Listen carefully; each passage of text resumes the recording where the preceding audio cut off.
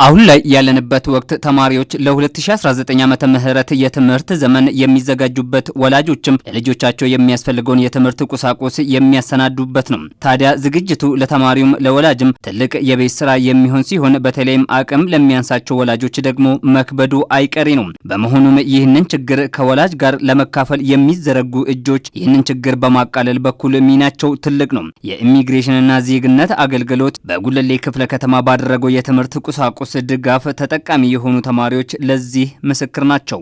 አሁን ወላጅ ሜቢ ትንሽ ብርም ላይኖረው ለኛም ለእቃ ለመሙላት ጫማ ለመግዛት ደፍተር ለመግዛት ደፍተር እስክሪፕቶ ምናምን ለመሟላት ትንሽ እንትን ሊከብዶ ይችላል።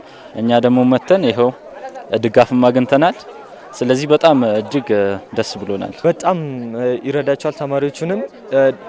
ለምሳሌ ፋሚሊያቸው የማይችሉ ከሆነ ዋጋውን ከዛ እንደዚህ አይነት ድጋፍ ካገኙ በትምህርታቸው ላይ እንዲነሳሱ ይረዳቸዋል ማለት ነው። እስራስ፣ እስክሪብቶ፣ ደፍተር፣ ቦርሳ ተሰጥቶኛል። ለትምህርታችን ጠቃሚ ስለሆኑ እነሱ ስለተሰጡን ዛሬ መጠቀም እንችልበታል። ተቋሙ ባደረገው የትምህርት ቁሳቁስ ድጋፍ ከ1000 ያላነሱ ተማሪዎች ተጠቃሚ መሆናቸው ለወላጆች እፎይታ ነው። አሁን ላይ እንዲህ ያሉ መደጋገፎች አቅም የሚያንሳቸውን ወላጆች ችግር ከማቃለልም በተጨማሪ የተማሪውንም የመማር ፍላጎት የሚጨምር በመሆኑ ሁሉም የቻለውን ድጋፍ እንዲያደርግ ይጠበቃል። አብዛኛውን መግዛት የማይችል ህብረተሰብ አለ ከኑሮ ጋር ተያይዞ ግን አሁን ይሄ በመንግስት የተደረገው ድጋፍ አብዛኛውን ወላጅን ያግዛል ብዬ አምናለሁ። እንደኔ እንኳን አይደለም ደብተር እስክሪብቶ ስራስ የማይገዛ ወላጅ አለ በየቤቱ ስንት። ስለዚህ እነዚህን ድጋፍ አርግቶ እነዚህን ተማሪዎች ማበረታታት ከኔ ይልቅ እንደውም እሷ በጣም ደስተኛ ሆናለች፣ እኔም እንደዛው።